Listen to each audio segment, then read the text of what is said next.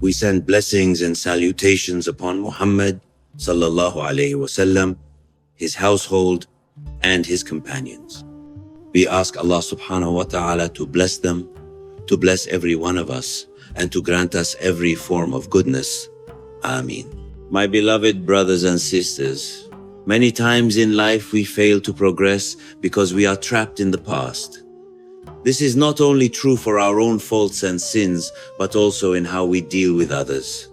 Sometimes, for your own peace and advancement, you must release what you think you cannot let go. Yet only through letting go can you truly move forward. Imagine a man owed 1,000 coins. He has every right to demand it, even through lawful means. But is it worth the struggle, the conflict, the endless energy spent? Why pay 10,000 in effort and anguish to recover 1,000 in pride?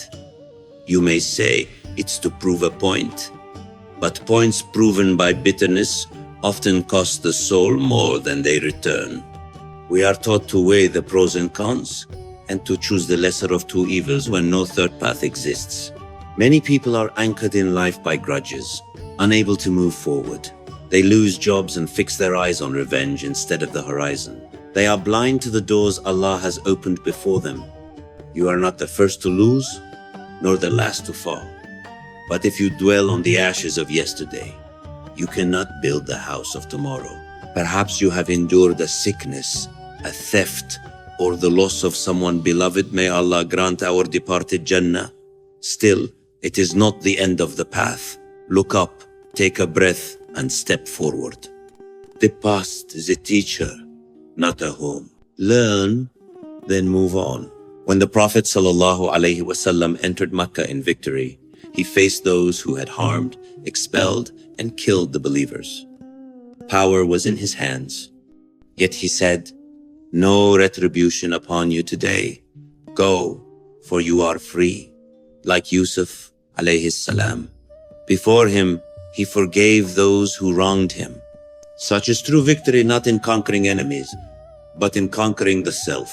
Forgiveness opened hearts, and many who once opposed Islam entered its fold. Today, we must mirror that mercy. We destroy families and friendships over pride. Yet the Prophet sallallahu alaihi wasallam chose peace. Real victory is moving forward without vengeance. A man once came to me after losing his job. Anger consumed him. He wanted revenge. I told him, focus on yourself.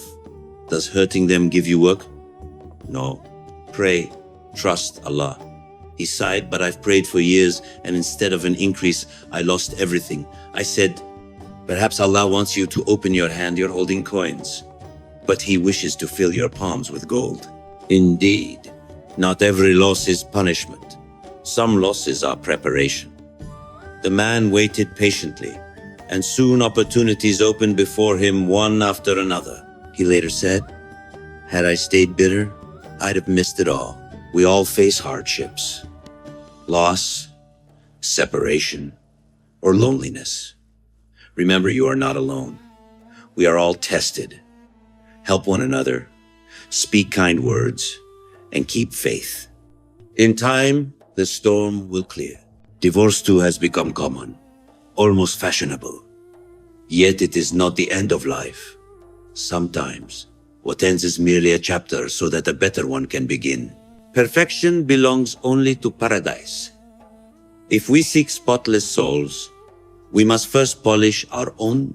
There was a time when Khalid ibn al-Walid radiallahu anhu, who once fought fiercely against Islam, came to the Prophet sallallahu alaihi wasallam to accept Islam. He said, I have done so much harm. What of my past? The Prophet replied that Islam wipes away all previous sins. Tawba does the same. The bad is erased, while the good remains. When one truly returns to Allah, not just asking forgiveness, but transforming the path, even past sins are converted into good deeds. This is Allah's mercy. When you abandon wrongdoing for His sake, He turns your darkness into light. So never despair. Even when life feels empty, Allah is near. Every dua is heard. Some are answered swiftly, others after years, but none are forgotten. Trust Allah's timing. People debate what they'll have in Jannah, yet forget to walk toward it. Follow the path and let Allah handle the destination. Even if you are the last to enter paradise, rejoice, for you have entered. There are those who worry about what they'll miss there. But Allah removes from the hearts of the people of Jannah every trace of regret or desire for what was impure. In their eternal abode, the soul is perfected in contentment. All of this reminds us, do not cling to the past. Whether your own mistakes or the wounds others caused, release them. Turn your face to what is ahead. The past is gone. The door before you is open. If you have sinned, repent before it is too late. Do not let a single dawn rise without seeking forgiveness. Life is fleeting today, may be our last. Begin every morning with remembrance and prayer that if death finds you, it finds you in light. We must renew our bond with Allah. The world trembles and changes. This is a sign for us to reflect.